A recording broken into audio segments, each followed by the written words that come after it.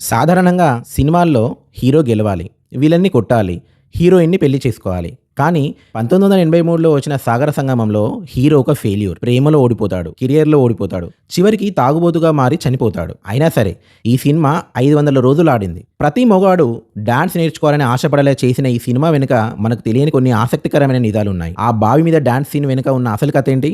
కమల్ హాసన్ గారు ఈ సినిమా కోసం చేసిన సాహసాలేంటి? ఈ వీడియోలో చూద్దాం. మొదటి కారణం విశ్వనట చక్రవర్తి కమల్ హాసన్ గారు. ఈ సినిమా కోసం కమల్ గారు చూపించిన డెడికేషన్ అంతా ఇంత కాదు. ఒక క్లాసికల్ డాన్సర్ ఎలా ఉండాలో చూపించడానికి ఆయన కేవలం నెలల వ్యవధిలోనే తన బాడీ లాంగ్వేజ్ని పూర్తిగా మార్చుకున్నాడు. ముఖ్యంగా ఆ రోజుల్లో కథక్ డాన్స్ స్టైల్ మన సౌత్ ఇండియాలో పెద్దగా తెలియదు. కానీ వేవేల గోపెమ్మల పాట కోసం కమల్ గారు ప్రత్యేకంగా పండిట్ బిర్జూ మహారాజ్ గారి దగ్గర శిష్యరికం చేసి మరీ నేర్చుకున్నాడు. ఒక సీన్లో డాన్స్ పాటలు చెప్తూ భరతనాట్యం, కథక్, కథాకళి ఇలా అన్ని రకాల నృత్యాలను ఒక్క నిమిషంలోనే చేసి చూపించడం ఆయనకే సాధ్యం. రెండవది, ఇప్పటికీ రోమాలు నిక్కబొడుచుకునేలా చేసే తక్కిట తదిమి సాంగ్. మద్యం మత్తులో ఒక బావి మీద డాన్స్ చేయడం అనేది మామూలు విషయం కాదు. అయితే ఇక్కడ ఒక సీక్రెట్ ఉంది. అది నిజమైన పాడుబడ్డ బావి కాదు. ఆర్ట్ డైరెక్టర్ తోటతరణి గారు వేసిన అద్భుతమైన సెట్ అది. కానీ దాని మీద కమల్ గారు చేసిన డాన్స్ మాత్రం రియల్. ఎలాంటి సేఫ్టీ రోప్స్ లేకుండా వానలో తడుస్తూ ఆ చిన్న గట్టు మీద ఆయన చేసిన విన్యాసం చూసి సెట్లో ఉన్నవారంతా భయపడిపోయారట. ఆ రిస్క్, ఆ పర్ఫెక్షన్ స్క్రీన్ మీద కనిపించింది కాబట్టే అది ఐకానిక్ సీన్ అయ్యింది. మూడవది, ఇళయరాజా గారి సంగీతం. సాధారణంగా ఇళయరాజా గారు రికార్డింగ్ స్టూడియోస్లోనే ట్యూన్ కడతారు. కానీ ఈ సినిమా కోసం ఆయన ఒక మినహాయింపు ఇచ్చారట.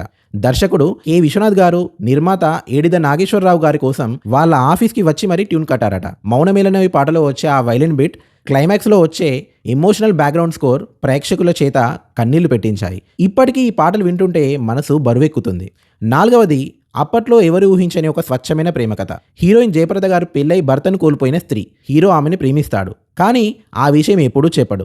ఆమె నుదుటిన బొట్టు చెరిగిపోతే వానలో తన చేతిని అడ్డుపెట్టే సీన్ ఉంది చూసారా? అది భారతీయ సినిమాలో one of the best romantic scenes అని చెప్పొచ్చు. ముట్టుకోకుండానే ప్రేమను ఇంత గొప్పగా చూపించవచ్చు అని కె విశ్వనాథ్ గారు నిరూపించారు. చివరగా, సాగర సంగమం ఎందుకు హిట్ అయింది? ఎందుకంటే అది గెలిచిన అతని కథ కాదు, ప్రయత్నిస్తూనే ప్రాణం విడిచిన ఒక నిజమైన కళాకారుడి కథ. బాలు పాత్రలో ప్రతి ఒక్కరూ తమ ఓటములను చూసుకున్నారు. ఈ రోజుల్లో సక్సెస్ అంటే డబ్బు, పదవి అనుకుంటున్నారు. కానీ చనిపోయాక కూడా మన కళ బ్రతికి ఉండడమే నిజమైన సక్సెస్ అని ఈ సినిమా 40 ఏళ్ల క్రితమే చెప్పింది. అందుకే బెంగళూరులోని పల్లవి థియేటర్లో ఈ సినిమా ఏకంగా 511 రోజులు ఆడింది. ఈ సినిమాలో మీకు బాగా నచ్చిన పాట ఏది? క్లైమాక్స్ చూసి మీరు కూడా ఎమోషనల్ అయ్యారా? కామెంట్ చేయండి. ఇలాంటి గోల్డెన్ మూవీస్ కోసం మన ఛానల్ని సబ్స్క్రైబ్ చేసుకొని మాకు సపోర్ట్ చేయండి.